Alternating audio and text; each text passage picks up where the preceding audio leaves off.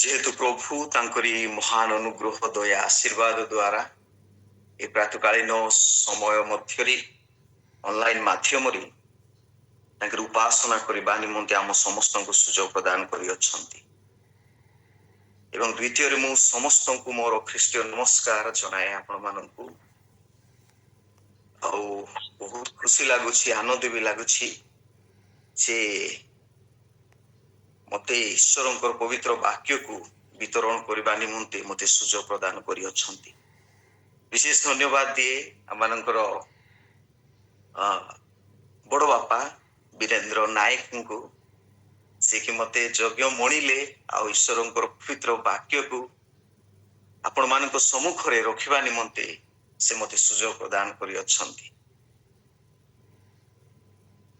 तेबे आसंतु आम्भे माने आजिर एही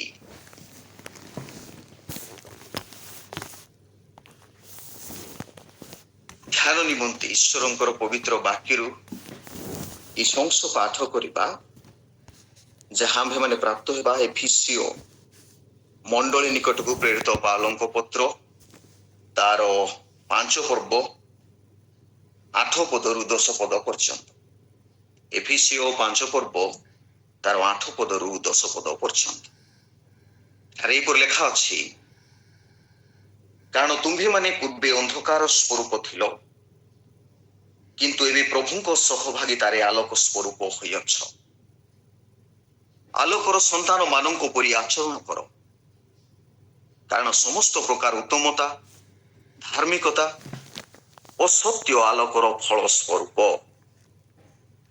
प्रभुंकर कौन संतोषजनक ताहा अनुसंधान करो यह ईश्वर पवित्र जीवंत वाक्य जो मैंने ईश्वर पवित्र वाक्य शुणती और पालन करती परंच से माने आपण माने मोर कथा सुनी पारुछंती तो बड़ बापा हाँ शुभुजी तेबे आम माने वाक्य मध्य को जीवा पूर्वर माने संक्षिप्त प्रार्थना करिबा इस समय आम माने समस्ते प्रभु को चरण तल समर्पित हेबा एवं प्रार्थना हे आम्भ मानकर वाक्य रूपी सर्वजगतर सृष्टिकर्ता जीवित महान परमेश्वर तुम्भर पवित्र नाम केतेबेले धन्यवाद दउछु प्रशंसा करू महिमा करू गुणानुवाद करू जेहेतु प्रभु तुम्बे आम्भ मानू दिन पर दिन मास पर मास वर्ष पर वर्ष आम को जीवा आसबारे बामे डाणे आगरे पछरे घटुथिबा समस्त प्रकार विपद आपद शत्रु शैतान अभाव अनाटन तुमे उद्धार करुअछ प्रतिपालन करुअछ रक्षा करुअछ एवं प्रभु गत रात्र समस्त प्रकार सुरक्षा तुम्हें आम मान जीवन दान करी प्रातकालीन समय ऑनलाइन माध्यम तुमरी पवित्र लोक मानकर सहित जूम मीटिंग रे प्रभु जड़ित हेबा निमंते तुमरी प्रशंसा तुमरी गौरव तुमरी आराधना स्तुति वंदना करबा निमंते तुम्हें सुजोग प्रदान करियछ धन्यवाद दउछु प्रभु तुमरी असीम प्रेम पाए जो प्रेम की असीम अटे प्रगाढ़ अटे से प्रेम को आज एते बेले तुमरी पवित्र वाक्य द्वारा माने आस्वादन करबा को जाउछु हे प्रभु तुमरी पवित्र वाक्य जीवंत एवं कार्य साधक अटे तुमरी पवित्र वाक्य द्वारा समग्र जगत को तुम्हें सृष्टि करियछ तुमरी पवित्र वाक्य एते सर्वशक्तिमान अटे जे मनुष्य ताहा परिप्रकाश बा वर्णना व्याख्यान करि न पारे एथिपाई एतेबेले प्रार्थना करुछु प्रभु तुमरी पवित्र वाक्य को तुमरी पवित्र आत्मांकर शक्ति द्वारा तुमरी दासंकर मुख द्वारा तुम्हें कथा को जेपरी प्रभु तुमरी पवित्र वाक्य द्वारा समस्ते तुमरी पवित्र उपस्थिति रे रहिबे एवं ई जगत रे शांति आनंद रे जीवन यापन करिबे तुमरी पवित्र वाक्य को धारण करी एथि निमंते सहाय्य करो प्रार्थना करुछु प्रभु एतेबेले जांत्रिक त्रुटि को प्रभु तुम्हें तुमरी आयत रे रख तुम्हें नियंत्रण करो तुमरी आशीर्वाद तुम्हें दान करो सकल निवेदन को तुमरी चरण तले दे भोक्ता श्रोता उभय को तुमरी पवित्र हस्त तले समर्पित करी प्रार्थना आम्भ मान को त्राणकारी उद्धारकारी नित्य जीवी ପ୍ରିୟ ପ୍ରଭୁ ଯୀଶୁଙ୍କ ନାମରେ ଉତ୍ସର୍ଗ କରୁ। ଆମେନ୍।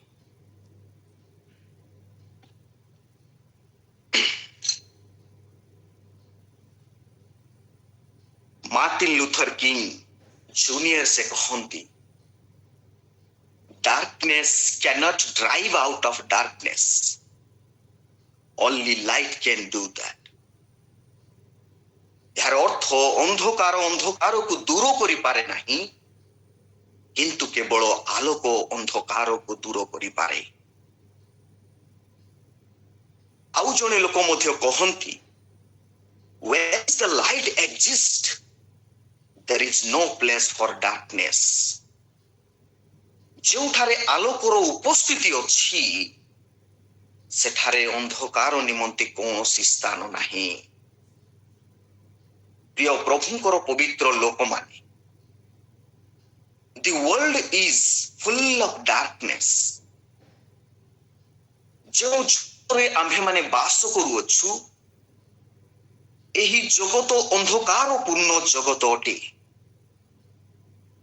ତେଣୁ ଏହି ଜଗତ ଯେଉଁ ଅନ୍ଧକାର ପୂର୍ଣ୍ଣ ମଧ୍ୟରେ ରହିଅଛି, ଏ ଯେ ଖ୍ରୀଷ୍ଟିଆନ ଭାବେ ଆଲୋକ ସ୍ୱରୂପ ହୋଇ କିପରି ଆମେ ମାନେ ବଞ୍ଚି ପାରିବା, କିପରି ଗୋଟେ ଆଲୋକ ହୋଇ ଏ ଜଗତରେ ଆମେ ମାନେ ବଞ୍ଚି ପାରିବା। ତେଣୁ ଆଜିର ଶାସ୍ତ୍ରାଂଶକୁ ଭିତ୍ତି କରି ମୁଁ ଗୋଟେ ଶିରୋନାମ ରଖିଛି, ତାହା ହେଉଛି let be your light shine in the world. Let be your light shine in the world. ତୁମ୍ଭର ଆଲୋକ ଜଗତରେ ପ୍ରକାଶିତ ହେଉ। ଏ ଯେ ଖ୍ରୀଷ୍ଟିଆନ ଭାବରେ ତୁମ୍ଭରି ଆଲୋକ ଜଗତ ନିକଟରେ ପ୍ରକାଶିତ ହେଉ। ଏ ଯେ ଖ୍ରୀଷ୍ଟିଆନ ଭାବରେ ଆମେ କଣ କରିବା ଉଚିତ, ଯେ ଅନ୍ଧକାର ଜଗତ ମଧ୍ୟରେ ଏକ ଆଲୋକ ସ୍ୱରୂପ ହୋଇ ଆମେ ଜୀବନ ଯାପନ କରିପାରିବା। এই ଅନ୍ଧକାର ଫୁଲ୍ ଅଫ୍ ଡାର୍କନେସ୍ ଜଗତରେ ଆମେ କିପରି ଗୋଟେ ଆଲୋକ ସ୍ୱରୂପ, ଆଲୋକର ସନ୍ତାନ ମାନଙ୍କ ପରି ଆମେ ଆଚରଣ କରି ଗୋଟେ ପ୍ରକୃତ ଖ୍ରୀଷ୍ଟୀୟ ଜୀବନ ଯାପନ କରିପାରିବା।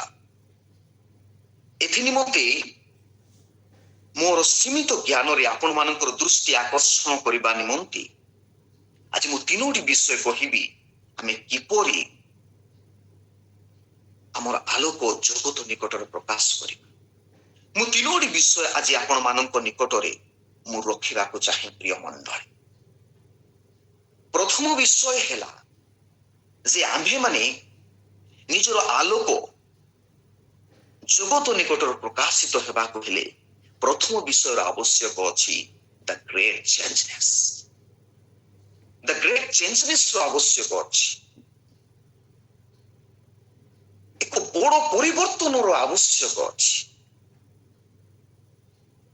ଆଉ ଏଥିପାଇଁ ଆଜିର ଏ ଧର୍ମଶାସ୍ତ୍ରର ପବିତ୍ର ବାକ୍ୟର ପ୍ରଥମ ଅଂଶ 8 ପଦରେ ଅଛି, କାରଣ ତୁମ୍ଭେ ମାନେ ପୂର୍ବେ ଅନ୍ଧକାର ସ୍ୱରୂପ ଥିଲ, କିନ୍ତୁ ଏବେ ପ୍ରଭୁଙ୍କ ସହଭାଗିତାରେ ଆଲୋକ ସ୍ୱରୂପ ହୋଇଅଛ। ଗ୍ରେଟ୍ ଚେଞ୍ଜନେସ୍ ର ଗୋଟେ ବିଷୟ ଆମେ ମାନେ ଦେଖୁଛୁ ଯେ ଜଣେ ମନୁଷ୍ୟ ତାହା ଗୋଟେ ଅନ୍ଧକାର ସ୍ୱରୂପ ରହିଥିଲେ, ଆଉ ଈଶ୍ୱରଙ୍କର ସହଭାଗିତାରେ ଗୋଟେ ଆଲୋକ ସ୍ୱରୂପ ଆସିଅଛନ୍ତି। ଏଠି ଗୋଟେ ଗ୍ରେଟ୍ ଚେଞ୍ଜନେସ୍ ଆମେ ମାନେ ଦେଖୁଛୁ, ଗୋଟେ ପରିବର୍ତ୍ତନକୁ ଦେଖୁଛୁ। ପ୍ରିୟ ମଣ୍ଡଳୀ, এই ଜଗତ ମଧ୍ୟରେ ଆଲୋକ ସ୍ୱରୂପ ହୋଇ ବଞ୍ଚିବାକୁ ହେଲେ ଜୀବନ ବଦଳିବାର ଅଛି। ଆମମାନଙ୍କର ଜୀବନର ବଡ଼ ପରିବର୍ତ୍ତନର ଆବଶ୍ୟକ ଅଛି। ଆଉ ତାହା ଆମମାନଙ୍କର ବ୍ୟକ୍ତିଗତ ଜୀବନର ପରିବର୍ତ୍ତନର ଆବଶ୍ୟକ ଅଛି, ପାରିବାରିକ ଜୀବନର ପରିବର୍ତ୍ତନର ଆବଶ୍ୟକ ଅଛି, ମାଣ୍ଡଳିକ ଜୀବନର ପରିବର୍ତ୍ତନର ଆବଶ୍ୟକ ଅଛି ଏବଂ ସାମାଜିକ ଜୀବନର ପରିବର୍ତ୍ତନର ଆବଶ୍ୟକ ଅଛି। Without changing, our life is full of darkness। ପରିବର୍ତ୍ତନ ବିହୁନେ ଆମମାନଙ୍କର ଜୀବନ ଗୋଟିଏ ଅନ୍ଧକାର ସ୍ୱରୂପ ଅଟେ। ପ୍ରିୟ ମଣ୍ଡଳୀ, ପରିବର୍ତ୍ତନ ବିହୁନେ ଆମମାନଙ୍କର ଜୀବନ ଗୋଟେ ଅନ୍ଧକାର ସ୍ୱରୂପ ଅଟେ। ଏଥିପାଇଁ ଲେଖା ଅଛି ଏଇଠି ଆଜିର ବାକ୍ୟରେ ଯେ ତୁମ୍ଭେ ପୂର୍ବେ ଅନ୍ଧକାର ସ୍ୱରୂପ ଥିଲ। ଯେତେବେଳେ ଈଶ୍ୱର এই ଜଗତକୁ ସୃଷ୍ଟି କଲେ ତା ପୂର୍ବରୁ କେମିତି ଥିଲା ଜଗତ? ଦ ଫୁଲ୍ ଅଫ୍ ଡାର୍କନେସ୍, ଗୋଟେ ଅନ୍ଧକାର ପୂର୍ଣ୍ଣ ଜଗତ ଥିଲା, ଗୋଟେ ଅନ୍ଧକାରରେ ପରିପୂର୍ଣ୍ଣ ହୋଇଥିଲା এই ଜଗତ। ତେଣୁ ଆମେ ମାନେ କହିପାରିବା this worlds character is full of darkness. এই ଜଗତର ଅଛି, এই ଜଗତର ଯୋଉ କଣ୍ଡିସନ ଅଛି, এই ଜଗତର ଯୋଉ ପ୍ରବୃତ୍ତି ଇନଷ୍ଟିଙ୍କ୍ଟ ଅଛି, ତାହା ହେଉଛି ଅନ୍ଧକାର ଆବୃତ ଜଗତ। ତାର ସୃଷ୍ଟିର ପୂର୍ବରେ ମଧ୍ୟ ଅନ୍ଧକାର ହିଁ ଛାଇଥିଲା ଏଇ ଜଗତ। ଆଉ ଏଇ ଅନ୍ଧକାରର ରାଜା ହେଉଛି ଶୈତାନ। এই ଅନ୍ଧକାରର ରାଜା ହେଉଛି ଶୈତାନ। ତୁମେ ପ୍ରିୟ ମଣ୍ଡଳୀ, এই ଅନ୍ଧକାରର ଚିହ୍ନ ସଂକେତ କଣ ଅଟେ? ଆମେ ସମସ୍ତେ ଜାଣିଛୁ এই ଅନ୍ଧକାରର ଚିହ୍ନ ଏବଂ এই ଅନ୍ଧକାରର ସଂକେତ ଗୁଡ଼ିକ, ତାର ପ୍ରକୃତ ମିନିଂ କଣ ଅଟେ? ଯେ ଅନ୍ଧକାର ଆମେ ସମସ୍ତେ ଜାଣିଛୁ। ଗାଲାତୀୟ ତାର 5 ପର୍ବ 19 ପଦରୁ ଆମେ ଯଦି 21 ପଦ ମଧ୍ୟରେ ପାଠ କରିବା, ସେଠାରେ ଲେଖା ଅଛି ଯେ ବ୍ୟଭିଚାର, ଅଶୁଚିତା, କାମୁକତା, ପ୍ରତିମା ପୂଜକ, ଶତ୍ରୁତା, ବିବାଦ, ଦ୍ୱେଷ, କ୍ରୋଧ, ସ୍ୱାର୍ଥପରତା, ଦଳଭେଦ, ମତଭେଦ, ଈର୍ଷା, ମତ୍ତତା, ରଙ୍ଗରସ, এই ସବୁ ଗୁଡ଼ିକ ଅନ୍ଧକାରର କାର୍ଯ୍ୟ ଅଟେ। এই ସବୁ ବିଷୟ ଅନ୍ଧକାରର କାର୍ଯ୍ୟ ଅଟେ। এই ଅନ୍ଧକାରପୂର୍ଣ୍ଣ ଜଗତ ମଧ୍ୟରେ ଆମେ ଗୋଟେ ଖ୍ରୀଷ୍ଟିଆନ ଭାବରେ କେମିତି ଆଲୋକ ସ୍ୱରୂପ ହୋଇ ଜୀବନ ଅତିବାହିତ କରିବା?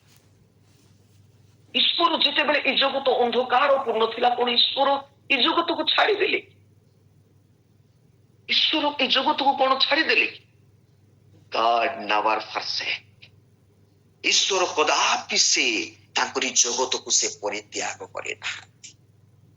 ସେଥିପାଇଁ ଏଠି ଲେଖା ଅଛି, ଏବେ ପ୍ରଭୁଙ୍କ ସହଭାଗିତାରେ ଆଲୋକ ସ୍ୱରୂପ ହୋଇଅଛ।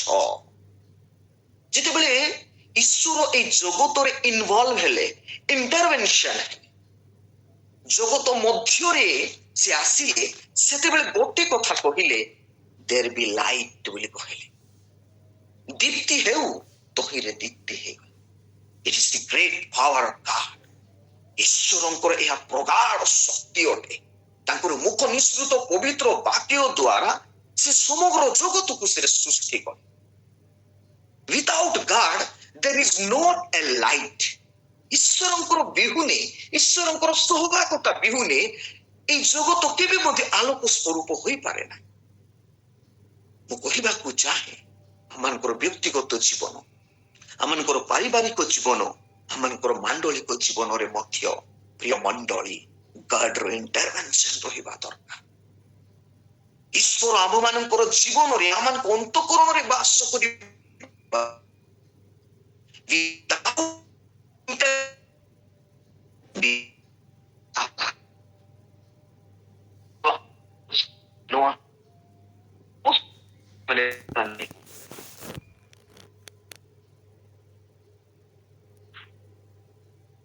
ଜୀବନର ପରିବର୍ତ୍ତନ ହେବା ନିମନ୍ତେ ଈଶ୍ୱରଙ୍କର ଇଣ୍ଟରଭେନସନର ଆବଶ୍ୟକ ଅଛି। ଜୀବନ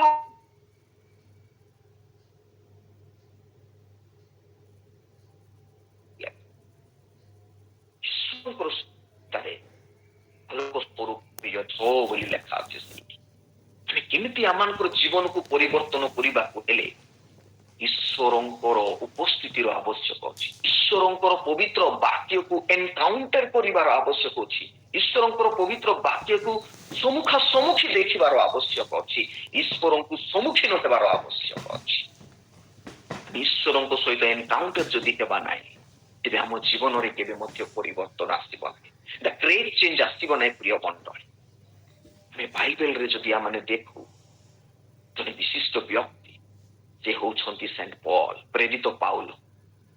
ତାଙ୍କର ଜୀବନର ପରିବର୍ତ୍ତନ ଗୋଟେ ଅକଳନୀୟ ଏବଂ ଅବର୍ଣ୍ଣନୀୟ ପରିବର୍ତ୍ତନ ଅଟେ। ସେ ଆପେ ଆପେ ପରିବର୍ତ୍ତନ ହେଲେ ନା।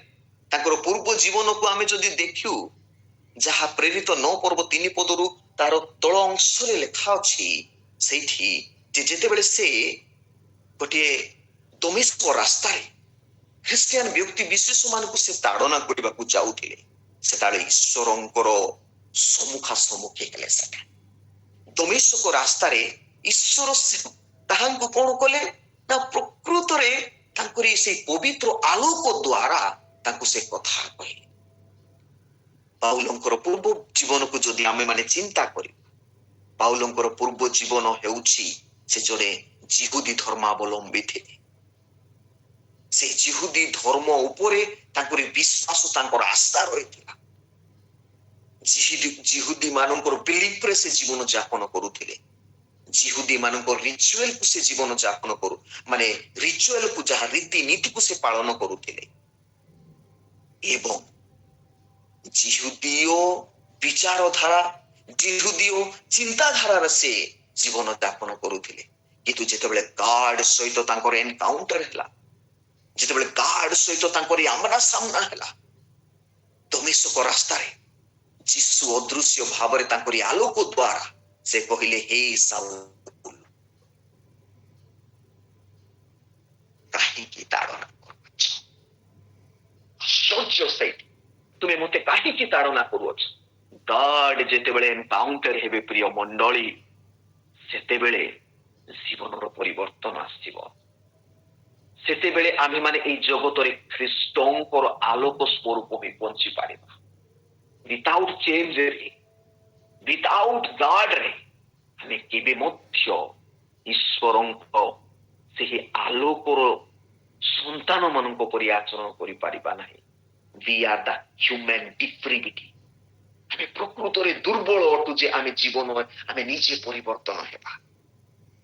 ସେ ଦମିଶ୍କ ରାସ୍ତାରେ ଯେତେବେଳେ ପ୍ରଭୁ ତାଙ୍କର ସହିତ ସମ୍ମୁଖା ସମ୍ମୁଖୀ ହେଲେ, ସେଇ ସମୟରେ ତାଙ୍କର ଫିଜିକାଲ ଆଇ ଯୋଉଟା ଥିଲା, ତାଙ୍କର ଫିଜିକାଲ ଆଇ କଣ ହେଇଯାଇଛି, ତାଙ୍କର ସ୍ପିରିଚୁଆଲ ଆଇ ଅପେନ୍ ହେଇଗଲା ପ୍ରିୟ ମଣ୍ଡଳ। ତାଙ୍କର ଶାରୀରିକ ଯୋଉ ଚକ୍ଷୁ ଥିଲା ତାହା ଅନ୍ଧ ହେଇଗଲେ ସେ, କିନ୍ତୁ ଆତ୍ମିକ ଚକ୍ଷୁକୁ ସେ କଣ କଲେ ନା ଉନ୍ମୁକ୍ତ କଲେ ଈଶ୍ୱର। ସେ ଜାଣିପାରିଲେ what is good and what is evil ବୋଲି ସେ ଜାଣିପାରିଲେ। ପ୍ରିୟ ମଣ୍ଡଳୀ, ଆଜି ମୁଁ ଆପଣ ମାନଙ୍କର ନିକଟରେ ସେଟା ରଖିବାକୁ ଚାହେଁ ଯେ ପ୍ରଥମ ବିଷୟ ଆମମାନଙ୍କର ଜୀବନରେ ପରିବର୍ତ୍ତନ ହେବାକୁ ହେଲେ ଈଶ୍ୱରଙ୍କ ସହିତ ସମ୍ମୁଖୀନ କରିବାକୁ ପଡିବ। ଗାଡ ସହିତ ଆମମାନେ ଏନକାଉଣ୍ଟର କରିବାକୁ ପଡିବ। ପ୍ରିୟ ମଣ୍ଡଳୀ, ଗାଡ ଯଦି ଆମମାନଙ୍କର ଜୀବନରେ ଏନକାଉଣ୍ଟର କରୁନାହାନ୍ତି, ତେବେ ଆମମାନଙ୍କର ଜୀବନର ପରିବର୍ତ୍ତନ କେବେ ହେବ ନାହିଁ, ପରିବର୍ତ୍ତନ କେବେ ଆସେ ନାହିଁ। ଆମେ ଯଦି ଦ୍ୱିତୀୟ ଉଦାହରଣ ଆମେ ଦେଖୁ ମଶାଙ୍କ ଜୀବନରେ, ମଶାଙ୍କ ଜୀବନ ମଧ୍ୟ ସେହିପରି ଥିଲା। ମଶାଙ୍ଗ ତାଙ୍କର ଶ୍ୱଶୁର ଜିଥ୍ରୋଙ୍କର ମେଷପଲକୁ ସେ ଚରାଉଥିଲେ ଏବଂ ଗାଡ ସେଇ ତାଙ୍କ ସହିତ ଆମ୍ନା ସାମ୍ନା ହେଲେ, ସମ୍ମୁଖୀନ ହେଲେ। ଆଉ କିପରି ସମ୍ମୁଖୀନ ହେଲେ? ଇଟ୍ is not a natural we. ଗୋଟେ ନ୍ୟାଚୁରାଲ ୱେରେ ସେ ସମ୍ମୁଖୀନ ହେଉନାହାନ୍ତି ସଦାପ୍ରଭୁ, ଏନକାଉଣ୍ଟର କରୁନାହାନ୍ତି ନ୍ୟାଚୁରାଲ ୱେରେ, ବଟ୍ ସୁପର ନ୍ୟାଚୁରାଲ ୱେରେ ସେ ଏନକାଉଣ୍ଟର କରୁଛନ୍ତି। କେମିତି ସୁପର ନ୍ୟାଚୁରାଲ ୱେ?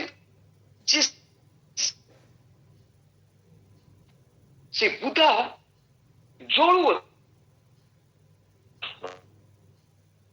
ଜଳିବାର ନ୍ୟାଚୁରାଲ ପଡ଼ିଯିବା, ପାଉଁଶ ହେଇଯିବା।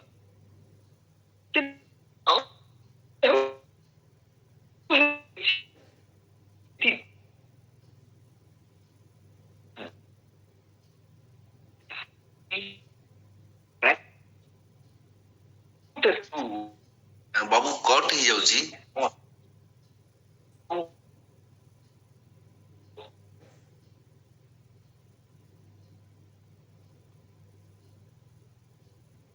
ହ୍ୟାଲୋ, ଟିକେ ଆପଣ ହଁ ଠିକ ଅଛି।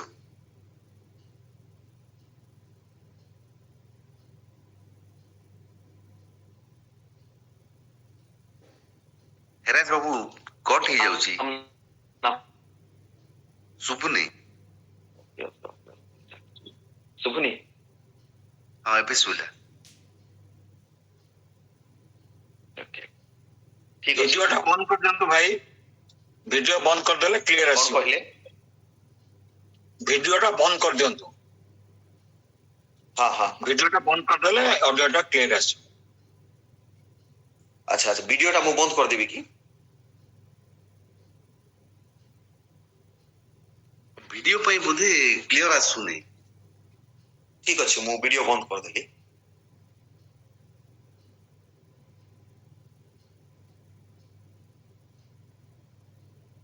ଠିକ ଅଛି। ହଁ ଠିକ ଏଟା ଅଛି। ପାଉଲଙ୍କର ପରିବର୍ତ୍ତନ ବିଷୟରେ ଆମେ ଶୁଣିଲୁ। ଦ୍ୱିତୀୟରେ ଆମେ ମଶାଙ୍କର ପରିବର୍ତ୍ତନ, ତାଙ୍କର ଜୀବନର ପରିବର୍ତ୍ତନ, ଈଶ୍ୱର କେମିତି ତାଙ୍କ ସହିତ ଏନକାଉଣ୍ଟର କରୁଛନ୍ତି।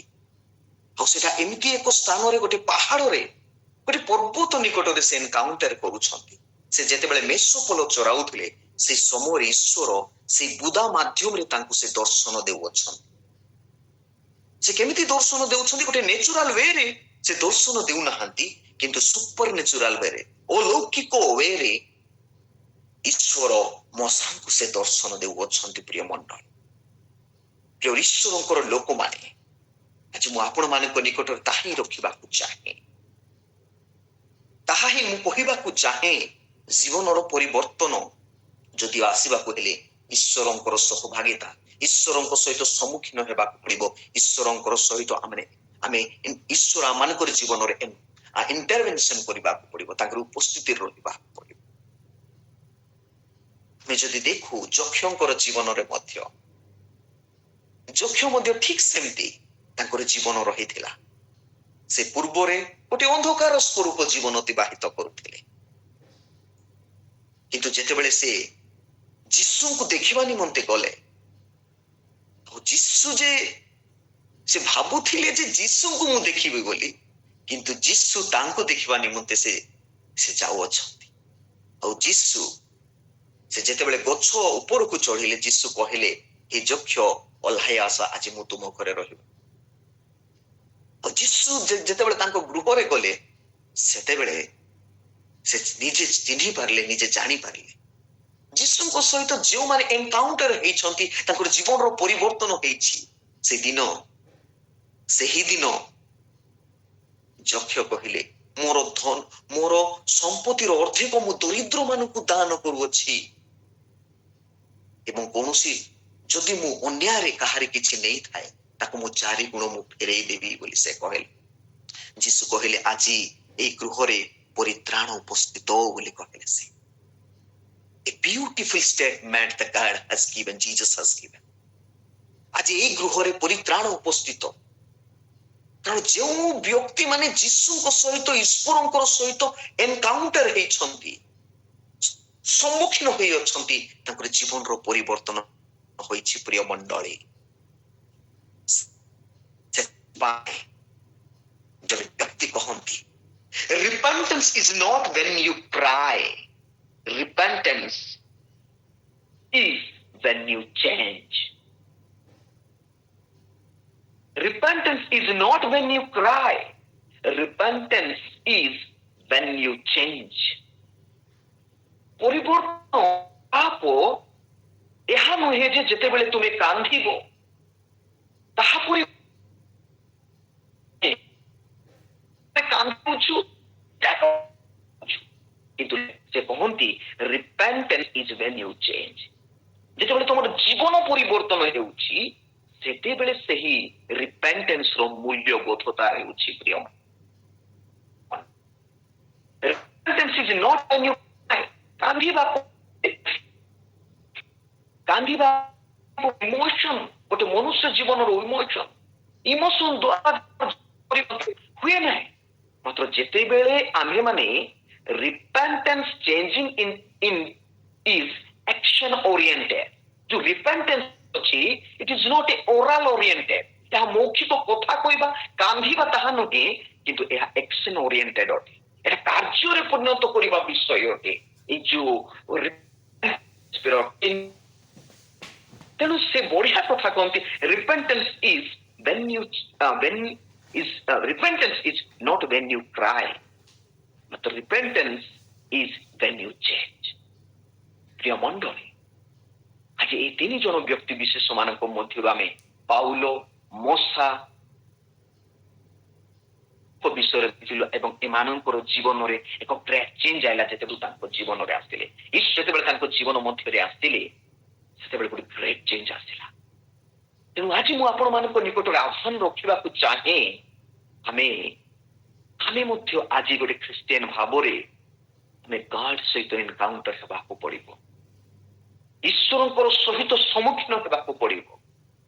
କେମିତି ସମ୍ମୁଖୀନ ହେବାକୁ ପଡିବ? ଫାର୍ଷ୍ଟ ଜିନିଷ ହଉଛି encounter with the word of God. ଈଶ୍ୱରଙ୍କର ପବିତ୍ର ବାକ୍ୟ ସହିତ ଆମେ ସାମ୍ନା ସାମ୍ନା କରିବାକୁ ପଡିବ। The word of God not only the history book. ଏହା ଗୋଟେ ଐତିହାସିକ ବହି ନାହିଁ ଯେ ଆମେ ପଢିଛୁ ଆଉ ପରୀକ୍ଷା ଖାତାରେ ଲେଖିବୁ। It is not only the historical book but it is a living book. ଏହା ହେଉଛି ଗୋଟେ ଜୀବନ୍ତ ବାକ୍ୟ। ଆଜି ତ ମତେ ବେଶୀ ଖୁସି ଲାଗୁଛି ଯେ ଆପଣମାନେ ଈଶ୍ୱରଙ୍କର ପବିତ୍ର ବାକ୍ୟକୁ ଏହି ପ୍ରାତକାଳୀନ ସମୟରେ ଈଶ୍ୱରଙ୍କର ପବିତ୍ର ଉପସ୍ଥିତିରେ ରହିବା ନିମନ୍ତେ ଚାହାନ୍ତି। ଅନଲାଇନରେ ଯେତେ ଜଣ ଆଜି 43 ଜଣ ବୋଧେ ଉପସ୍ଥିତ ଅଛନ୍ତି ଅନଲାଇନରେ। ସେଥିପାଇଁ ଆମମାନଙ୍କର ଜୀବନରେ encounter with this word of God, ଈଶ୍ୱରଙ୍କର ପବିତ୍ର ବାକ୍ୟ ସହିତ ଆମେ ଏନକାଉଣ୍ଟର କରିବା। ଆଉ ସେଇ ଈଶ୍ୱରଙ୍କର ପବିତ୍ର ବାକ୍ୟ ଜୀବନ୍ତ ଅଟେ। ଆଉ ଯେତେବେଳେ ଆମେ ସେ ଈଶ୍ୱରଙ୍କର ପବିତ୍ର ବାକ୍ୟକୁ ପଢୁ ସେତେବେଳେ ସେହି ବାକ୍ୟ ଆମମାନଙ୍କୁ କଥା କୁହେ। Because the word of God is living. ସେ ବାକ୍ୟ ଆମମାନଙ୍କୁ କଥା କୁହେ। ସେଇ ବାକ୍ୟ ଇଜ ନଟ୍ ଏ ଡେଡ୍। ଆମର ଯେବେ ମୃତ୍ୟୁ ବାକ୍ୟ ନୁହେଁ। ସେଇ ବାକ୍ୟ ଆମମାନଙ୍କର ଦୈନନ୍ଦିନ ଜୀବନର ପରିସ୍ଥିତିରେ ସେ କଥା କହେ, ଆମମାନଙ୍କୁ ଏନକାଉଣ୍ଟର କରେ, ଆମମାନଙ୍କର ଜୀବନରେ ସେ କଥା କହିଥାଏ। ସେ ୱାର୍ଡ ଅଫ ଗଡ୍। ଆମେ ପ୍ରଭୁଙ୍କର ବାକ୍ୟକୁ ଏନକାଉଣ୍ଟର କରିବା। ଆଉ ସେ ପ୍ରଭୁଙ୍କର ବାକ୍ୟକୁ ଯେଉଁମାନେ ଏନକାଉଣ୍ଟର କରନ୍ତି ସେମାନେ ପ୍ରଥମ ବିଷୟ ଜୀବନରେ ଆସନ୍ତି ଲାଇଫ ଗିଭିଂ ପାୱାର ପାଆନ୍ତି, ଜୀବନଦାୟକ ଶକ୍ତି ସେମାନେ ପାଆନ୍ତି। ପ୍ରିୟ ମଣ୍ଡଳୀ, ପ୍ରଭୁଙ୍କର ବାକ୍ୟର ଶକ୍ତି ତାହା ଅଟେ। ଲାଇଫ ଗିଭିଂ ପାୱାର ଅଛି, ଜୀବନଦାୟକ ଶକ୍ତି ଅଛି ସେଇ ବାକ୍ୟରେ ଯେଉଁମାନେ କି ଏନକାଉଣ୍ଟର ହେବେ। ଦ୍ୱିତୀୟରେ କଣ ପାଆନ୍ତି? ଟ୍ରାନ୍ସଫର୍ମିଂ ପାୱାର, ପରିବର୍ତ୍ତନକାରୀ ଶକ୍ତି ସେଇ ପବିତ୍ର ବାକ୍ୟରେ ଅଛି। ସେଥିପାଇଁ ମାର୍ଟିନ ଲୁଥର କହନ୍ତି ଦ ୱାର୍ଡ ଅଫ ଗଡ୍ କ୍ରିଏଟ୍ସ ଆଣ୍ଡ ରିକ୍ରିଏଟ୍ସ ବୋଲି କହନ୍ତି। ଈଶ୍ୱରଙ୍କର ବାକ୍ୟ ସୃଷ୍ଟି କରେ ଏବଂ ପୁନଃ ସୃଷ୍ଟି କରିପାରେ। It is the power of the word of God. ପ୍ରଭୁଙ୍କର ବାକ୍ୟର ଶକ୍ତି ଏହା ହେଉଛି ଯେ ସେ କ୍ରିଏଟ୍ କରିପାରିବେ ଏବଂ ରିକ୍ରିଏଟ୍ କରିପାରିବେ। ସେଥିପାଇଁ 8 ପଦରେ ଆପଣମାନଙ୍କ ନିକଟରେ ମୁଁ ପଢି ରଖିଛି ତାହା ହେଉଛି ଯେ ତୁମେ ମାନେ ପୂର୍ବେ ଅନ୍ଧକାର ସ୍ୱରୂପ ଥିଲ କିନ୍ତୁ ଏବେ ପ୍ରଭୁଙ୍କ ସହଭାଗିତାରେ ଆଲୋକ ସ୍ୱରୂପ ହୋଇଅଛ।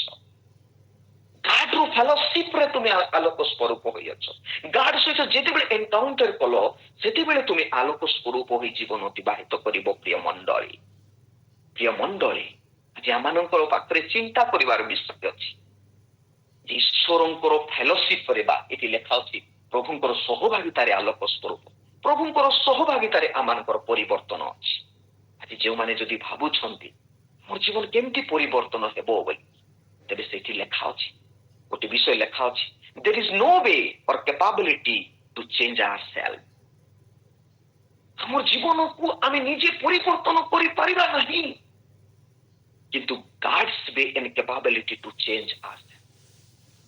ଆମର ନିଜର ୱେରେ, ନିଜର ଚିନ୍ତାରେ, ନିଜର ଭାବନାରେ ଆମର ଜୀବନ, ଆମର ସବୁ ବିଷୟକୁ ପରିବର୍ତ୍ତନ କରିପାରିବା ନାହିଁ। ମାତ୍ର ଈଶ୍ୱରଙ୍କର ରାସ୍ତା, ଈଶ୍ୱରଙ୍କର ଚିନ୍ତାରେ ଆମମାନଙ୍କର ଜୀବନ ପରିବର୍ତ୍ତନ ହେବ। ଆମେ ଦେଖୁ ଯେତେବେଳେ କି ଇସ୍ରାଏଲ ମିଶରରୁ ସେମାନେ କିଣାନୀକୁ ଯାତ୍ରା କରୁଥିଲେ ସେତେବେଳେ ସାମ୍ନାରେ ଗୋଟେ ସୁଖ ସାଗର ଥିଲା। there is no way to run। ଆଗକୁ ବଢିବା ନିମନ୍ତେ ତାଙ୍କ ରାସ୍ତା ନାହିଁ। ମାତ୍ର ଈଶ୍ୱର ସେ କେମିତି କରନ୍ତି ନା ଯେଉଁଠାରେ ରାସ୍ତା ନାହିଁ there is no way, there is the God's way। ଯେଉଁଠାରେ ରାସ୍ତା ନାହିଁ ପ୍ରଭୁ ସେଇଠି ରାସ୍ତା ସେ ତିଆର କରିପାରିବେ। ସେ 2ଟି ଜଳ ବା ସେହି ସମୁଦ୍ରର ଜଳ ପ୍ରାଚୀର ସଦୃଶ ଛିଡା ହେଲା ଆଉ ସେମାନେ ମଝିରେ ସେମାନେ ଗମନ କଲେ। God's way is a supernatural way। ଈଶ୍ୱରଙ୍କର ଯେଉଁ ରାସ୍ତା ପ୍ରକୃତର ଅଲୌକିକ ରାସ୍ତା ଅଟେ, ତାହା ମନୁଷ୍ୟ ବୁଝିପାରେ ନାହିଁ, ଜାଣିପାରିବେ ନାହିଁ ସେ ୱେ କେମିତି। ଯେମିତିକି ଜାଣିପାରିଲେ ନାହିଁ ପାଉଲ ମଧ୍ୟ ତାଙ୍କର ପରିବର୍ତ୍ତନ ଜାଣିପାରି ନାହାନ୍ତି, ମୂଷା ମଧ୍ୟ ତାଙ୍କର ପରିବର୍ତ୍ତନ ଜାଣିପାରି ନାହାନ୍ତି, ଯକ୍ଷ ମଧ୍ୟ ତାଙ୍କର ଜୀବନର ପରିବର୍ତ୍ତନ କେମିତି ହେଲା ଜାଣିପାରି ନାହାନ୍ତି। ଗାଡ୍ ସହିତ ଯେଉଁମାନେ ଏନକାଉଣ୍ଟର କରିବେ ତାଙ୍କର ଜୀବନର ପରିବର୍ତ୍ତନ ହେବ ଆଉ ପ୍ରଭୁ ତାଙ୍କ ନିମନ୍ତେ ୱେ କରିବେ। ଦ୍ୱିତୀୟରେ ଆମେ ଜାଣୁ ଯେ ଆମମାନଙ୍କ ମଧ୍ୟରେ ଜଣେ ଯୀଶୁ ଖ୍ରୀଷ୍ଟ ଯେତେବେଳେ ମୃତ୍ୟୁରୁ ପୁନରୁତ୍ଥିତ ହେଲେ ସେଇ ସମୟରେ ଜିହୁଦୀ ମାନଙ୍କର ଭୟରେ ଶିଷ୍ୟମାନେ ଗୋଟେ ଗୃହରେ କବାଟ ରୁଦ୍ଧ କରିକି ସେମାନେ ଭିତରେ ବସିଥିଲେ, ଡରିକି ରହିଥିଲେ, ବହୁତ ଭୟଗ୍ରସ୍ତ ହୋଇଥିଲେ, ଭୀତ ହେଇଥିଲେ। ସେ ସମୟରେ ଯୀଶୁ ସେମାନଙ୍କର ନିକଟରେ ଆସିଲେ କହିଲେ ଶାନ୍ତି ହଉ। ଯୀଶୁଙ୍କର କୋଉଠି ସେ ରାସ୍ତା ତିଆରି କଲେ? କଣ କେତେବେଳେ ଢୋକ ଢୋକ ମାରିଲେ କି ନ କଲେ କି ତାଙ୍କର କବାଟକୁ? ତାଙ୍କର ଚତୁଃପାର୍ଶ୍ୱରେ ଗୋଟେ ପଥର ପୂର୍ଣ୍ଣ ଗୋଟେ ଗୃହ ଥିଲା। ପଥର କଣ ଖୋଳିକି ଭିତରେ ଆଇଲେ କି? ନ, ମୁଁ ସେଥିପାଇଁ କହିବି ଯୋଉଠି ରାସ୍ତା ନାହିଁ ସେଠି ଗାଡ୍ ରାସ୍ତା ସେ ତିଆରି କରିବେ। ଯୋଉଠି ଚେଞ୍ଜନେସ୍ ର କିଛି ଆଶା ନାହିଁ ପ୍ରଭୁ ସେଇଠି ଚେଞ୍ଜନେସ୍ ସେ ଆଣିପାରିବେ ପ୍ରିୟମାନେ। ତେଣୁ ମୁଁ ଆଜି ପ୍ରଥମ ବିଷୟ କହିବାକୁ ଚାହିଁଲି ଯେ ଏଇ ଜଗତରେ ଯଦି ଆମେ ସାଇନିଂ ଦେବାର ଅଛି, ଆଲୋକ ଜଗତରେ ପ୍ରକାଶିତ କରିବାର ଅଛି, ତେବେ ପ୍ରଥମ ବିଷୟ ଆମମାନଙ୍କର ଜୀବନର ପରିବର୍ତ୍ତନ ହେବା। ଆଉ ସେ ପରିବର୍ତ୍ତନ କେବଳ ଗାଡ୍ ଆକା କରିପାରିବେ, ହ୍ୟୁମାନ୍ ଦ୍ୱାରା କେବେ ହେଇପାରିବ ନାହିଁ ପ୍ରିୟ ମଣ୍ଡଳୀ। ଆଜି ମଧ୍ୟ ଆମେ ୱାର୍ଡ ଅଫ ଗଡ୍ ରେ ଆମେ କଣ କରିବାକୁ ପଡିବ ନା କାଉଣ୍ଟର କରିବାକୁ ପଡିବ, ଏନକାଉଣ୍ଟର କରିବାକୁ ପଡିବ। ସେତେବେଳେ ଲାଇଫ ଚେଞ୍ଜିଂ ଏନକାଉଣ୍ଟର ହେଇପାରିବ, ଆମର ଜୀବନର ପରିବର୍ତ୍ତନ ସେଠାରେ ଆସିପାରିବ ପ୍ରିୟ ମଣ୍ଡଳୀ। ଦ୍ୱିତୀୟ ବିଷୟ ମୁଁ କହିବାକୁ ଚାହେଁ ଏଠି ଦ ଗ୍ରେଟ୍ ଚ୍ୟାଲେଞ୍ଜ ର ଆବଶ୍ୟକ ଅଛି। ପ୍ରଥମେ ଗ୍ରେଟ୍ ଚେଞ୍ଜନେସ୍ ର, ଦ୍ୱିତୀୟ ହେଉଛି ଗ୍ରେଟ୍ ଚ୍ୟାଲେଞ୍ଜ ର ଆବଶ୍ୟକ ଅଛି। ଆଉ ଗ୍ରେଟ୍ ଚ୍ୟାଲେଞ୍ଜ କେମିତି? ଏଠି ଲେଖା ଅଛି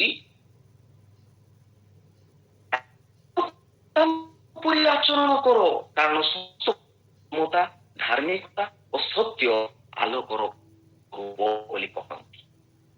ପ୍ରିୟ ମଣ୍ଡଳୀ, ଯେ ଆଲୋକ ସ୍ୱରୂପ ହୋଇ ଜୀବନ ଯାପନ କରିବାର ଅଛି, ତେବେ ଆମେ ଖ୍ରୀଷ୍ଟଙ୍କ ପରି ଜୀବନ ଯାପନ କରିବାକୁ ଆମମାନଙ୍କୁ ଦଉଛନ୍ତି। ଯେତେବେଳେ ଆମମାନଙ୍କର ଜୀବନ ପରିବର୍ତ୍ତନ ହେଉଛି ସେତେବେଳେ କଣ ହେବାର ଆବଶ୍ୟକ ଅଛି ନା ଆମକୁ ପ୍ରଭୁ ଗୋଟେ ଚ୍ୟାଲେଞ୍ଜ ର ବୁଝନ୍ତି। କେମିତି ଚ୍ୟାଲେଞ୍ଜ ଦଉଛନ୍ତି? ଯେତିକି ଜୀବନ କାଟିଛନ୍ତି, ଜୀବନ, ଧାର୍ମିକତାର ଜୀବନ, ସତ୍ୟର ଜୀବନ, ସେଇ ପ୍ରତିଯୋଗିତାରେ ଆମମାନଙ୍କୁ ରଖିବା ନିମନ୍ତେ ସେ ଚାହାନ୍ତି। ଆମେ ଖ୍ରୀଷ୍ଟଙ୍କର ଯାପନ କରିବା। ସେଥିପାଇଁ ଆମେ ଯଦି ଗାଲାତୀୟ 2 ପଦରେ ଯଦି ଆମେ ଦେଖୁ, ସେଇଠି ଲେଖା ଅଛି ପାଉଲ କହନ୍ତି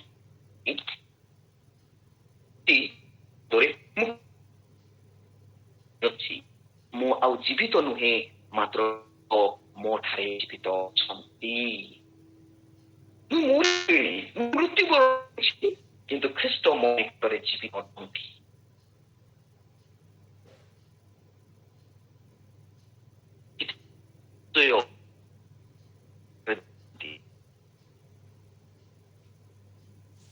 ଖ୍ରୀଷ୍ଟଙ୍କ ଜୀବିତ ନୁହେଁ, କିନ୍ତୁ ଖ୍ରୀଷ୍ଟ ମୋ ନିକଟରେ ଜୀବିତ।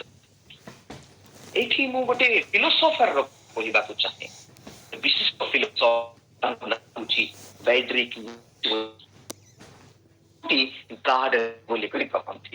ଆଶ୍ଚର୍ଯ୍ୟ ହେଉଥିଲେ, ଶୁଣିଲେ ଆଶ୍ଚର୍ଯ୍ୟ ଲାଗିବ, କିନ୍ତୁ ଈଶ୍ୱର କେମିତି ମରିପାରିବେ ବୋଲିକି ସେ କହନ୍ତି ଗାର୍ଡ ଡାକ୍। ଆସିବ ଯେ କେମିତି ଈଶ୍ୱର ମୃତ୍ୟୁବରଣ କରିଛନ୍ତି? ସେ ମୃତ୍ୟୁରୁ ତ ପୁନରୁତ୍ଥିତ ହେଲେ ସେତେବେଳେ କହିଲେ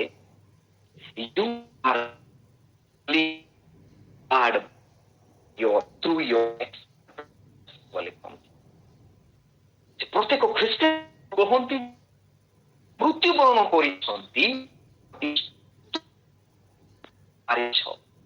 କେମିତି ତୁମମାନଙ୍କର ଦୈନନ୍ଦିନ ଆଚରଣ ଦ୍ୱାରା ମାରିଛ ବୋଲି ସେ କହନ୍ତି। ପ୍ରିୟ ମଣ୍ଡଳୀ, ଆଜି ଯଦି ଆମେ ଖ୍ରୀଷ୍ଟିଆନ ହେଇ ବର୍ତ୍ତମାନ ଅଛି ବୋଲି ଭାବୁଛୁ, ଆଉ ଯଦି ଆମମାନଙ୍କ ଆଚରଣ, ଆମମାନଙ୍କର ସ୍ୱଭାବ ଖ୍ରୀଷ୍ଟିଆନ ଅନ୍ଧକାର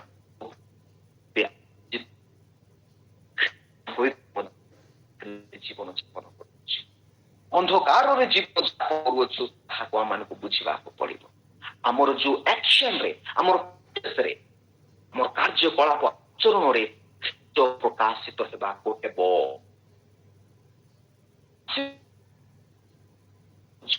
ମାନେ ମାନଙ୍କର ଜୀବନ ନା ଆମେ ଗାଲାତୀୟ 5 ପର୍ବ ତା ତଳ ଅଂଶ ମାନଙ୍କରେ ଅଛି ଯେ ଆତ୍ମାଙ୍କର ଫଳ ପ୍ରେମ, ଶାନ୍ତି, ଆନନ୍ଦ ଏଇ ସବୁ ବିଷୟ ଜୀବନରେ ପ୍ରତିଫଳିତ ହେବାର ଆବଶ୍ୟକ। ଆଉ ପ୍ରଭୁ ସେଇଟାକି କରନ୍ତି। ମୁଁ କହିବାକୁ ଚାହେଁ ଯେ ମାର୍ଟିନ ଲୁଥର ମଧ୍ୟ କହନ୍ତି କଣ, ୟୁ ଆର୍ ଦ ଲିଟିଲ ଖ୍ରାଇଷ୍ଟ ବୋଲି କହନ୍ତି। ତୁମେ ମାନେ ପ୍ରତ୍ୟେକ ଛୋଟ ଛୋଟ ଖ୍ରୀଷ୍ଟ ବୋଲିକି କହନ୍ତି ସେ। କାରଣ ଖ୍ରୀଷ୍ଟ ଆମଙ୍କର ହୃଦୟରେ ଆମମାନଙ୍କ ନିକଟରେ ଜୀବିତ। ଯଦି ଖ୍ରୀଷ୍ଟଙ୍କୁ ଆମର ପ୍ରାକ୍ଟିସେସ୍ ଆମମାନଙ୍କର ଏକ୍ସନରେ ମାରି ଦଉଛୁ, ତେବେ ଖ୍ରୀଷ୍ଟ ଆମର ଜୀବନରେ କେବେ ପ୍ରକାଶିତ ହେବେ? ଆମର ଭିତରେ ସେ ଈର୍ଷା, କ୍ରୋଧ, ଅହଂ ଭାବ এই ସବୁ ଯଦି ଆମମାନଙ୍କର ଜୀବନରେ ଥିବ, ତେବେ ଆମେ କେମିତି ଖ୍ରୀଷ୍ଟଙ୍କୁ ଆମେ ପରିପ୍ରକାଶ କରିପାରିବା ଆମମାନଙ୍କର ଜୀବନ ଦ୍ୱାରା? It is impossible to reveal God. ଈଶ୍ୱରଙ୍କୁ ପରିପ୍ରକାଶ କରିବାର ସମ୍ଭବ ଅଟେ ପ୍ରିୟ ମଣ୍ଡଳୀ। ଆଉ ବି ମଧ୍ୟ କହନ୍ତି ଜଣେ ବିଶିଷ୍ଟ ଥିଓଲୋଜିଆନ ଟେଇଲ ହାର୍ଡିନ୍ ଚାର୍ଡିନ ବୋଲି କହନ୍ତି, ସେ ଖ୍ରୀଷ୍ଟିଫିକେସନ ଉପରେ କହନ୍ତି। ଖ୍ରୀଷ୍ଟିଫିକେସନର ଅର୍ଥ ହେଉଛି ଖ୍ରାଇଷ୍ଟ ପ୍ରଡକ୍ଟ ଖ୍ରାଇଷ୍ଟ। ଖ୍ରୀଷ୍ଟଙ୍କର ମୃତ୍ୟୁରେ, ଖ୍ରୀଷ୍ଟ ଯେ ମୃତ୍ୟୁବରଣ କଲେ ତାହା ନୁହେଁ, ଖ୍ରୀଷ୍ଟଙ୍କର ମୃତ୍ୟୁରେ ଖ୍ରୀଷ୍ଟ ଗୁଡ଼ିକର ଉତ୍ପନ୍ନ ହୋଇଛି ବୋଲିକରି ସେ କହନ୍ତି। ଖ୍ରୀଷ୍ଟ ଯେତେବେଳେ ମୃତ୍ୟୁବରଣ କରିଛନ୍ତି, ଖ୍ରୀଷ୍ଟ ଗୁଡ଼ିକର ଜନ୍ମ ହେଇଛି, ଖ୍ରୀଷ୍ଟିଆନ ମାନଙ୍କର ଜନ୍ମ ହେଇଛି, ଅନେକ ଖ୍ରୀଷ୍ଟୀୟ ଜାତ ହୋଇଛନ୍ତି ଏଇ ଜଗତରେ। ସେଇ ବିଷୟ କହନ୍ତି ପ୍ରିୟ ମଣ୍ଡଳୀ।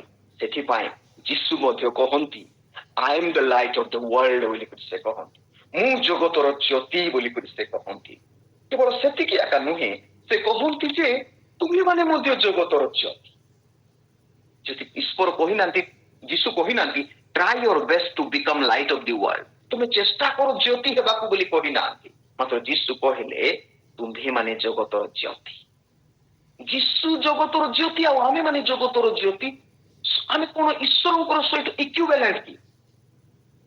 ମାତ୍ର ଇକ୍ୟୁଭାଲେଣ୍ଟର ଚ୍ୟାଲେଞ୍ଜେସ୍ ଆମମାନଙ୍କୁ ଦିଅନ୍ତି, ସମାନ୍ତରାଳର ଚ୍ୟାଲେଞ୍ଜେସ୍ ଆମମାନଙ୍କୁ ଦିଅନ୍ତି ଯେ ତୁମେ ଖ୍ରୀଷ୍ଟଙ୍କ ପରି ହୋଇ ଜୀବନ ଯାପନ କର। ସେଥିପାଇଁ ଲୁଥର କହନ୍ତି ତୁମେ ଛୋଟ ଖ୍ରୀଷ୍ଟ ବୋଲି, ଲିଟିଲ ଖ୍ରାଇଷ୍ଟ ବୋଲି। ଟେଇଲ ହାର୍ଡିନ୍ ଚାହାନ୍ତି ଯେ ଖ୍ରାଇଷ୍ଟ ପ୍ରଡକ୍ଟ ଖ୍ରାଇଷ୍ଟ, ଖ୍ରୀଷ୍ଟଙ୍କର ମୃତ୍ୟୁରେ ଖ୍ରୀଷ୍ଟ ଗୁଡ଼ିକର ଜନ୍ମ।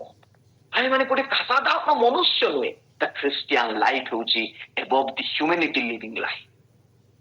ସେଥିପାଇଁ ଗାନ୍ଧୀ ମଧ୍ୟ କହନ୍ତି ଦ ଜିଜସ୍ ଇଜ ଦ ଏବଭ୍ ଦି ହ୍ୟୁମାନ ବୋଲି କହନ୍ତି। ମନୁଷ୍ୟର ଊର୍ଦ୍ଧ୍ୱରେ ସେ ଜୀବନ ଯାପନ ଏଇ ଜଗତରେ କରିଛନ୍ତି ବୋଲି। ଆଜି ବି ଆମମାନଙ୍କର ଖ୍ରୀଷ୍ଟୀୟ ଜୀବନ ଗୋଟେ ନ୍ୟାଚୁରାଲ ୱେର ଜୀବନ ନୁହେଁ। ଖ୍ରୀଷ୍ଟୀୟ ଜୀବନ ହେଉଛି ଗୋଟେ ସୁପର ନ୍ୟାଚୁରାଲ ୱେ। ଲୋକମାନେ ଆମମାନଙ୍କର ଜୀବନ ଦ୍ୱାରା ସେମାନେ କଣ ଖ୍ରୀଷ୍ଟଙ୍କର ପରିଚୟ ପାଇବେ। ସେଥିପାଇଁ ମୁଁ କହେ ତୁମେ ମାନେ ଜଗତର ଜ୍ୟୋତିର ଅର୍ଥ ହେଉଛି ଯେ ଗଡ୍ ସେଠି 3ଟି ବିଷୟ ଯୀଶୁ କହିବା ନିମନ୍ତେ ଚାହାନ୍ତି। ପ୍ରଥମ ବିଷୟ ହେଉଛି ସେ ପ୍ରିଭିଲେଜ ଗୋଟେ ଦଉଛନ୍ତି, ତୁମେ ମାନେ ଜଗତର ଜ୍ୟୋତି, ଗୋଟେ ବିଶେଷ ଅଧିକାର ଆମମାନଙ୍କୁ ଦିଅନ୍ତି। ଦ୍ୱିତୀୟରେ ଏ ଗ୍ରେଟ୍ ରେସ୍ପନ୍ସିବିଲିଟି ଦିଅନ୍ତି, ଦାୟିତ୍ୱ ଦିଅନ୍ତି ଯେ ତୁମେ ମାନେ ଜଗତର ଜ୍ୟୋତି। ଏବଂ ଗ୍ରେଟ୍ ଚ୍ୟାଲେଞ୍ଜେସ୍, ପ୍ରତିଯୋଗିତାର ଆହ୍ୱାନ ଦିଅନ୍ତି। ପ୍ରିୟ ମଣ୍ଡଳୀ, ପ୍ରିୟ ଈଶ୍ୱରଙ୍କ ଲୋକମାନେ, ଆମେ ଯୀଶୁଙ୍କର ଯୋଉ ଷ୍ଟେଟମେଣ୍ଟ ଅଛି ତୁମେ ମାନେ ଜଗତର ଜ୍ୟୋତି, ଆକୁ ବୁଝିବାଟା ବହୁତ କଷ୍ଟ। ସେଥିପାଇଁ ଯୀଶୁ କହନ୍ତି ଯୋହନ 14 ପର୍ବ 12 ପଦରେ, ମୁଁ ଯାହା କରୁଅଛି ତାହା ଅପେକ୍ଷା ଅଧିକ ମହତ୍ କର୍ମ ତୁମେ କରିବ ବୋଲି କହନ୍ତି। ଆମେ ତୁମେ ଯାହା କରୁଛି ମୁଁ ତାଠାରୁ ବି ବହୁତ ବଡ ବିଷୟ ତୁମେ କରିବ। ଇମ୍ପସିବଲ ଜିନିଷ ଈଶ୍ୱର ଆମମାନଙ୍କ ନିକଟରେ ସେ କହି ରଖିବାକୁ ଚାହାନ୍ତି। ପ୍ରିୟ ମଣ୍ଡଳୀ, ସେଥିପାଇଁ ଶେଷରେ କହିବାକୁ ଚାହେଁ ଯେ ସମୟ ମଧ୍ୟ ହେଇଗଲାଣି, ବୋଧେ 5:11 ହେଇଯାଇଛି, ମତେ 5ଟା ପର୍ଯ୍ୟନ୍ତ ସମୟ ଦିଆ ହେଇଛି। ସେ କହନ୍ତି the ultimate goal of human experience is theosis ବୋଲି। ଆମମାନଙ୍କର ହ୍ୟୁମାନ ଏକ୍ସପିରିଏନ୍ସ ର ଅଲ୍ଟିମେଟ ଗୋଲ, ଆମମାନଙ୍କର ଗୋଲ କଣ ହେବା ଦରକାର? ଆମମାନଙ୍କର ଗୋଲ ହେବା କଥା ଲାଇକ୍ ଖ୍ରାଇଷ୍ଟ ପରି ଜୀବନ ଯାପନ କରିବା ହେଉଛି ଆମମାନଙ୍କର ଗୋଲ ହେବା ଆବଶ୍ୟକ। ସେଇ ଖ୍ରୀଷ୍ଟୀୟ ଜୀବନ ଅଟେ। ଶେଷରେ ମୁଁ କହିବା ଚାହେଁ ପ୍ରଥମେ the great change, great of great investigation ବୋଲି ଏଠି ଅଛି। ଗ୍ରେଟ୍ ଇନଭେଷ୍ଟିଗେସନ ଏଠି ଲେଖା ଅଛି ଯେ ଶେଷରେ ପ୍ରଭୁଙ୍କର କଣ ସନ୍ତୋଷଜନକ ତାହା ଅନୁସନ୍ଧାନ କର ବୋଲି ସେ କହନ୍ତି। The great investigation, ଆମେ କଣ ସନ୍ଧାନ କରିବାକୁ ପଡିବ, କଣ ଆମେ ସର୍ବଶ୍ରେଷ୍ଠ ଅନୁସନ୍ଧାନ, ତାହା ହଉଛି ଈଶ୍ୱରଙ୍କର ସନ୍ତୋଷ ବିଷୟ। ଈଶ୍ୱରଙ୍କର ସନ୍ତୋଷ ବିଷୟ କଣ ଅଟେ? ଲେଖା ଅଛି, ଏଇ ଆମର ପ୍ରିୟ ପୁତ୍ର ଏହାଙ୍କ ଠାରେ ଆମର ପରମ ସନ୍ତୋଷ ବୋଲି କହନ୍ତି। ଈଶ୍ୱରଙ୍କ ଠାରେ ସେ ପରମ ସନ୍ତୋଷ। ଓ ସେ କି ସନ୍ତୋଷ ଯେ କେନୋସିସ୍ ଥିଓରି ଗୋଟେ ଅଛି, ଆମର ଥିଓଲୋଜିକାଲ ଭାଷାରେ ତାକୁ କେନୋସିସ୍ ଥିଓରି ବୋଲି କହିବେ, କେନୋଟିକ୍ ଥିଓରି ବୋଲି। ଏ କେନୋଟିକ୍ ଥିଓରି କଣ? ଯେ ଈଶ୍ୱର ଯୀଶୁ ଖ୍ରୀଷ୍ଟ ସେ ଈଶ୍ୱର ଥିଲେ, ଯାହାକି ଆମେ 11 ପଦ ମଧ୍ୟରେ ସେ ଈଶ୍ୱର ଥିଲେ, ମାତ୍ର ପ୍ରକୃତ ଗୁଣ ହେଉଛି କଣ ନା ଜଜମେଣ୍ଟ ସେ କରିବେ, ଟେରିବଲ ଜଜମେଣ୍ଟ, ପାୱାର ଗ୍ରାବେର, ସେ ସର୍ବଶକ୍ତିମାନ, ଏଷ୍ଟ ପ୍ଲେସ ରେ ବସିବା ଲୋକ, ସେ ପରିତ୍ୟାଗ ଗୋଟେ ଜିନିଷ କରୁଛନ୍ତି, ସ୍ୱରୂପକୁ ସେ ଧାରଣ କରୁଛନ୍ତି, ତାହା ହେଉଛି ଈଶ୍ୱରଙ୍କର ସନ୍ତୋଷ। ସେଥିପାଇଁ ପ୍ରଥମ ବିଷୟ ମୁଁ କହିବାକୁ ଚାହେଁ, ଈଶ୍ୱର ସନ୍ତୋଷ ସେଇଠି କୁହନ୍ତି ହମ୍ବଲନେସ ରେ ଈଶ୍ୱରଙ୍କର ସନ୍ତୋଷ ଅଛି। ଯେତେବେଳେ ଜଣେ ମନୁଷ୍ୟ ନିଜକୁ ନମ୍ର କରିଦେଇଥାଏ, ସେଇଠି ଈଶ୍ୱରଙ୍କର ସନ୍ତୋଷ ଅଛି। ପ୍ରିୟ ମଣ୍ଡଳୀ, ସେଇଠି ଈଶ୍ୱର ମାନେ ପ୍ରଭୁଙ୍କ ଠାରେ ନମ୍ର କରୁ। ମାର୍ଟିନ ଲୁଥର ଗୋଟେ ବିଷୟ କହନ୍ତି ଯେ ଜଣେ ବ୍ୟକ୍ତି ନିଜକୁ ଯେତେବେଳେ ନମ୍ର କରେ, ସେତେବେଳେ ପୁଣି ସେ ଆପଣା ସିଂହାସନକୁ ସେ ଦେଇଦେବେ। କିନ୍ତୁ ସେ କହନ୍ତି ଆଉ ଥରେ ମଧ୍ୟ, ଯେ ନିଜକୁ ବେଶୀ ବଡ ବୋଲି କହେ, ସେ ପୁଣି ପ୍ରଭୁ ସିଂହାସନକୁ ହରଣ କରିବ। ଆମର ହମ୍ବଲନେସ ର ପାୱାର ଆପଣ ମାନେ ଦେଖନ୍ତୁ। ସେତେବେଳେ ପ୍ରଭୁ ତାଙ୍କର ସିଂହାସନ ଆମମାନଙ୍କୁ ଦେବେ। ସେଥିପାଇଁ ଲେଖା ଅଛି, ନମ୍ର ଲୋକେ ଧନ୍ୟ, କାରଣ ପୃଥିବୀର ଅଧିକାରୀ ହେବେ। ଯୀଶୁ ଏଡେ ବଡ ଈଶ୍ୱର ଥିଲେ, ଶକ୍ତି ଥିଲା, ହାଇଏଷ୍ଟ ପ୍ଲେସ ରେ ଥିବା ଲୋକ, ସ୍ୱର୍ଗର ପ୍ରତ୍ୟେକ ବିଷୟକୁ ସେ ପରିତ୍ୟାଗ କରି ଗୋଟେ ମାନବ ରୂପ ଧାରଣ କଲେ, ଗୋଟେ ନିଜକୁ ନମ୍ର କଲେ, ନିଜକୁ ଲୋନଲିନେସ ମାନେ ନିଜକୁ ନତ କଲେ, ନିଜକୁ ସେ ସର୍ଭେଣ୍ଟ ମଡେଲ ର ସେବା ସେଇ ଜଗତରେ ଦାନ କଲେ। ଖ୍ରାଇଷ୍ଟକୁ ଆମେ ଏମ୍ବ୍ରେସ କରିବାକୁ ପଡିବ। ଖ୍ରୀଷ୍ଟ ଯେମିତି ସେ ହେଲେ, ସେ ନିଜକୁ ନମ୍ର, ନିଜକୁ ଲୋନଲିନେସ କଲେ, ଗୋଟେ guard BCom A servant. Eat is impossible. ଈଶ୍ୱର କେମିତି ଗୋଟେ ସର୍ଭେଣ୍ଟ ହେଇକରି ଜଗତରେ ଆସିଲେ? ସେତେ ଯେତେବେଳେ ଡାଉନଫଲ ହେଇଯାଉଛନ୍ତି, ନିଜକୁ ଏତେ ତଳେ କରୁଛନ୍ତି, ସେଇଠି ଏକା ଈଶ୍ୱରଙ୍କର ସନ୍ତୋଷ ଅଛି। ଈଶ୍ୱରଙ୍କର ସନ୍ତୋଷ ଗୋଟେ ହ୍ୟୁମାନ କାପାସିଟିରୁ ଆମେ ଯଦି ନିଜକୁ ସରେଣ୍ଡର କରିବା, ଆମର ଯେତେ ବଡ ବଡ ବିଷୟ ଅଛି ବୋଲି ଭାବୁଛୁ, ମୋ ପାଖରେ ଧନ ଅଛି, ସମ୍ପତ୍ତି ଅଛି, ଜ୍ଞାନ ଅଛି, ବୁଦ୍ଧି ଅଛି, ଶକ୍ତି ଅଛି, ସବୁ ଅଛି ବୋଲି ଭାବୁଛୁ, ସେତେବେଳେ ସେଇ ସବୁକୁ ଯଦି ଆମେ କରିବୁ, ତେବେ ଆମର ସେଇଟା ଟର୍ନ ହେଇଯିବ। ସେଟା ମଣ୍ଡଳୀ, ତେଣୁ ଆଶୀର୍ବାଦ କରନ୍ତୁ,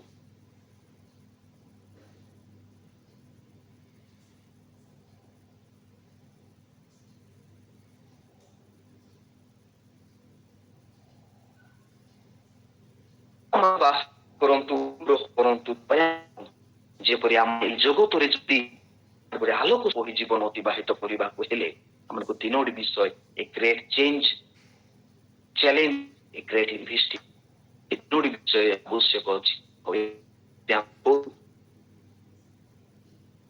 ଆଶୀର୍ବାଦ ଜୀବନ ଦାନ, ପ୍ରଭୁଙ୍କର ପବିତ୍ର ଜୀବନ୍ତ ଓ ପ୍ରଚୁର ଆଶୀର୍ବାଦ କରନ୍ତୁ। ଆମେନ୍। Amen. Amen. Thank you, Pastor